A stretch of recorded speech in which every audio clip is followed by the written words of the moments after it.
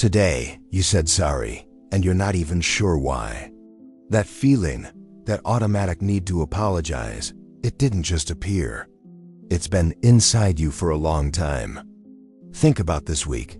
How many times did you say sorry? Not because you hurt someone, but because the silence felt too heavy. You just needed the tension to stop. You walk into a room, and someone looks upset. Your first thought is, did I do something?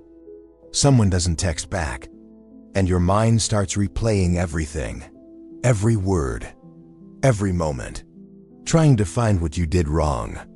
But here's what no one told you. This isn't kindness. This isn't about being a good person. This is anxiety, wearing the mask of politeness. And there's a very specific reason why it lives inside you. You've been apologizing your whole life. Not because you made too many mistakes, but because somehow, somewhere, you were made to feel responsible for other people's emotions. Maybe there was a parent who went cold and distant when you were upset, and you quickly learned it was your job to fix the atmosphere in the room.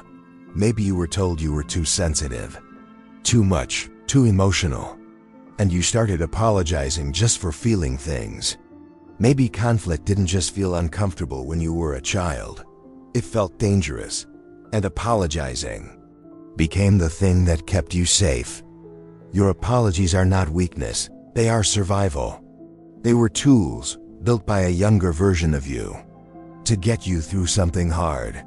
The problem is, you're still using them, even after the danger is long gone. This pattern has a name. It's called fawning, the appeasement response. It happens when your nervous system learns that pleasing people keeps you safe. Most people know fight, flight, and freeze, but fawning is the fourth response. And the quietest one. You're not running from the threat, you're not fighting it. You make yourself smaller. You smile, you agree. You apologize before anyone even blames you, and over time, it stops feeling like a choice. It just feels like you. If this is touching something inside you, stay. Don't leave yet. What comes next is important for you. Don't forget to like the video and subscribe to my channel.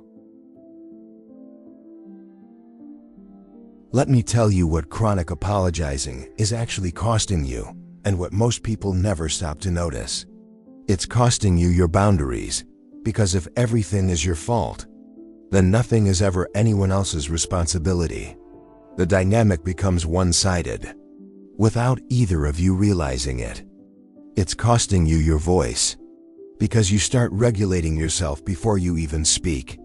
You think about how the other person will react before you've even finished your thought.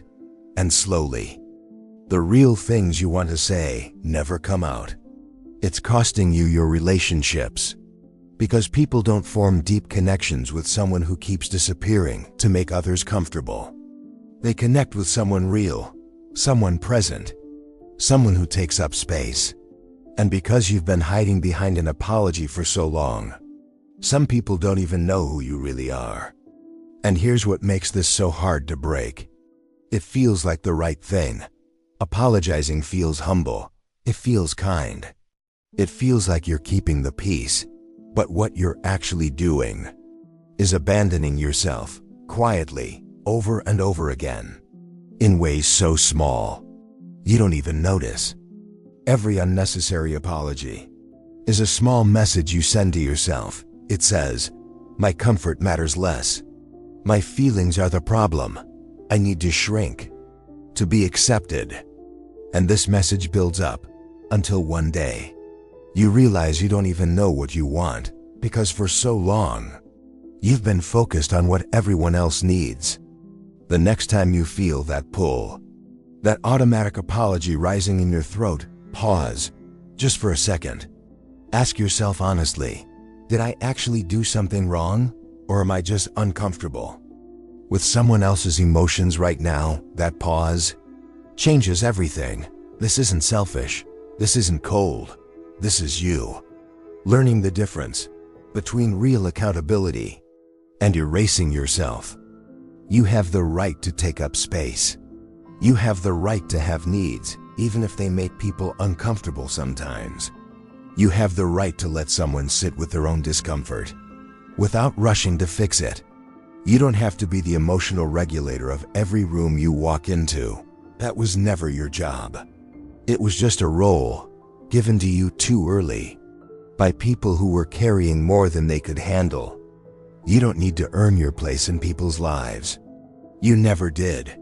And the moment you really start to believe that, something shifts, slowly, quietly. But it shifts. Write in the comments, when was the last time you apologized for something that wasn't your fault? I want to read you. If this is happening to you, tell me.